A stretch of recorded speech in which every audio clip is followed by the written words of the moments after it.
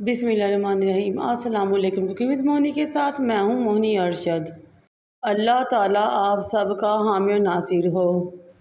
आज मैं आपके नई चटपटी मुनफी यूनिक और इजी वे से कच्चे आम या कैरी की चटनी की रेसिपी लेकर आई हूँ।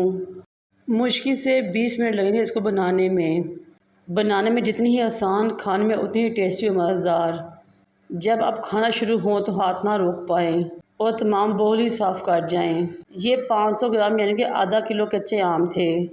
आपने बिल्कुल सख्त या कच्चे आम लेने हैं जिसमें येलो पोर्शन बिल्कुल भी ना हो। इनको धो लें, खुश्क कर लें और पीलर की मदद से इनके छिलके उतार लें।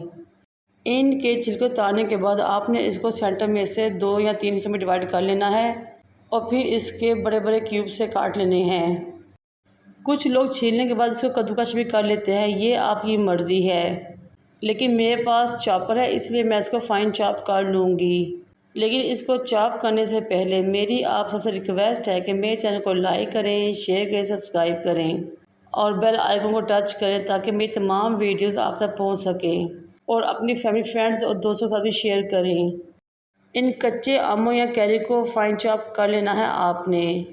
ये बहुत ही चटपटी सी रेसिपी है और हर कोई इसको बहुत शौक़ से खाएगा इंशाअल्लाह ताला। मैंने 2 दफ़ा में तमाम आमों को फ़ाइन चॉप कर लिया और फिर एक कढ़ाई में शिफ्ट कर लिया जिसमें मैंने इसको यानी कि चटनी को पकाना था। ये देखिए माशाल्लाह तमाम कैरी कितनी ज़बरदस्त तरीके से फ़ाइन चॉप हुई है। ये 500 ग्राम यानी कि आधा किलो कैरी थी जो सफाई करने, छिलके उतारने और गुठली निकालने के बाद तकरीबन 400 ग्राम रहेगी। अब इसमें इतनी ही चीनी शामिल करूँगी मैंने 2 कप भर के इसमें चीनी शामिल किए। इसको मिक्स करके रख दें ताकि कैरी और चीनी दोनों पानी छोड़ दें। जितनी देर में कैरी और चीनी पानी छोड़ेंगे इतनी देर में हम अपनी चटनी का बहुत ज़बरदस्त टेस्टी, खुशबूदार और चटपटा सा तड़का रेडी कर लेंगे।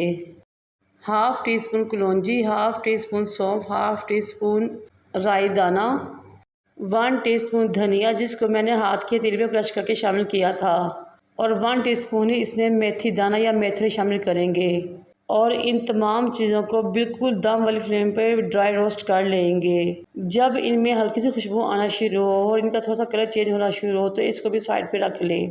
अब ये देखें 15 से 20 मिनट बाद कैरी ने कितना ज़बरदस्त तरीके से पानी छोड़ दिया है और चीनी ने भी। अब मैं इसको चूल्हे पे रखूँगी और इसमें आधा कप पानी शामिल कर दूँगी और इसको मीडियम टू लो फ्लेम पे पकाऊँगी।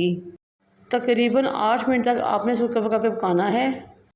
8 मिनट बाद चटनी बहुत ज़बरदस्त तरीके से पक रही थी और बहुत ही दिल फरेब और चटपटी खुशबू आ रही थी। अब मैंने इसमें 1 टीस्पून नमक, half teaspoon red chilli powder, half teaspoon Kashmiri लाल मिर्च, half teaspoon chilli flakes शामिल करूँगी और अच्छे तरीके से मिक्स कर दूँगी। ये देखिए माशाल्लाह हमारी चटनी बहुत ही खूबसूरत लग रही है।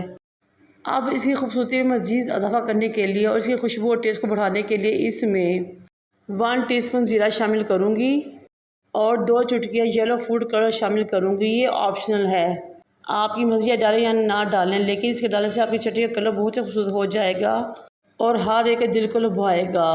ये देखिए हमारी चटनी काफ़ी हद तक गाढ़ी हो चुकी है और अब हमारी चटनी बिल्कुल रेडी हो चुकी है, क्योंकि अगर हम इसको ज़्यादा पकाएं तो चटनी का शीरा बहुत गाढ़ा हो जाएगा और ठंडा वो जम जाएगा। इसलिए इसी टाइम पे मैं इसमें ड्राई रोस्ट मसाले शामिल करूँगी जो कि मैंने एक तरफ रख दिए थे ड्राई रोस्ट करके। ये लीजिए जनाब हमारी बहुत मज़ेदार चटनी रेडी हो चुकी है। इसको 2 मिनट के लिए दम देंगे और डिश आउट करेंगे।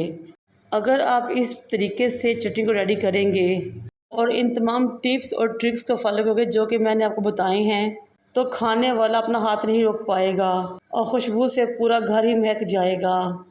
इसकी चटपटी और खट्टी मीठी सी महक और खुशबू पूरी फ़िज़ा को महका देगी।